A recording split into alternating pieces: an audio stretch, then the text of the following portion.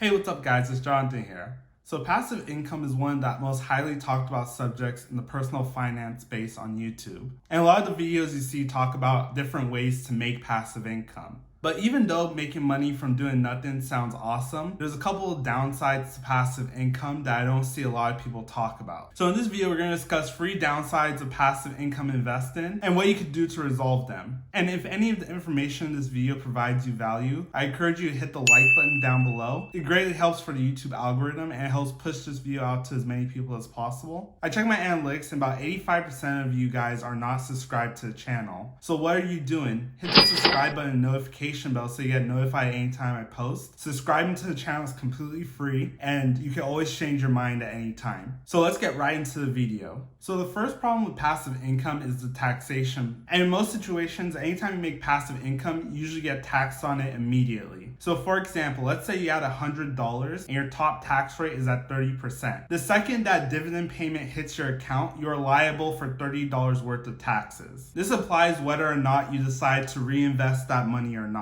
So if you already have a source of income where you get most of your money from, it doesn't make any sense to take on passive income that's just going to get taxed at your highest tax rate, which can chew away at your overall capital that you have to invest in the long run. And this leads me into the second reason why I think investing for passive income has a disadvantage, and that's lower investment returns overall. And this is based off of what I said earlier about taxes. Since you get taxed every time you realize passive income, the amount of capital you have to reinvest into the asset that you're investing in, whether that's a REIT or a dividend stock or something of that nature, gets cut because you have to pay taxes on the money that you initially received as dividend payment. So for example, let's say you make $1,000 a month in passive income and you reinvest this money at a 7% rate of return. Over 30 years, a 30% tax rate can cut your return by over $350,000 throughout that time frame, which for the average American could buy them a brand new home. The third problem with passive income investing is that it produces unnecessary extra cash flow. And you might be thinking to yourself, is that actually a problem for you to make more money than you need? And in this case, it might actually be a problem. And this problem is two-folded. First, this extra cash you would have to pay more taxes on ends up actually lowering your net worth over time. And then secondly, this extra cash flow means that you have more discretionary income.